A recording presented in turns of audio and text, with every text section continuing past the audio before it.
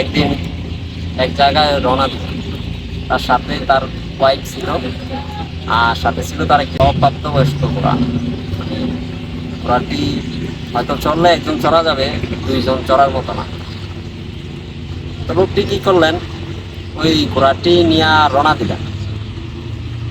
ঘোড়াটি নিয়ে রওনা দেওয়ার পরে কিছু দূর যাওয়ার পর মানুষ লোকটিকে দেখলো এবং হাসাহাসি করলো। কারণ কি, লোকটি তার ঘোড়া থাকতে সে ঘোড়ারে দড়িতে দড়ি সে হেঁটে হেঁটে যাচ্ছে আর কি। তারপর লোকটি কি করলো, ঘোড়ার উপরে উঠা বসলো। ঘোড়ার উপরে উঠা বসার পরে কিছু দূর যাওয়ার পরে মানুষ বলা শুরু করলো লোকটি কত বড় স্বার্থপর।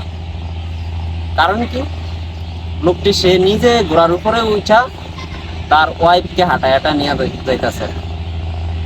এখন লোকটি এই কথা শোনার পর লোকটি এইবার ঘোড়া থেকে নাইমা তার ওয়াইফকে ঘোড়ার উপর উঠাইলো এবং সে হেঁটে হেঁটে রওনা দিল আর কি।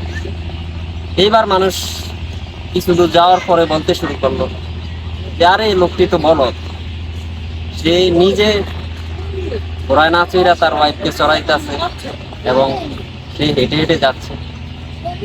এইবার লোকটি কি করলো, সে এবং তার ওয়াইফ দুইজনই ঘোড়ার উপরে চললো আর কি।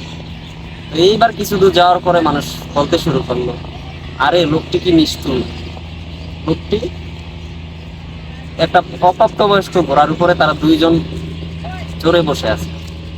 এইবার লোকটি কি করলো, আরে আমি যাই করি মানুষ সব কিছুতে আমার সমালোচনা করে।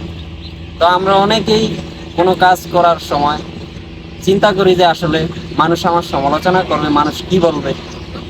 আপনি যাই করেন মানুষ আপনার সমালোচনা করবে, আর এই সমালোচনা আসলে মাথায় রাখলে জীবনে কোনো কিছুই করা সম্ভব না, সব কিছুই অসম্ভব।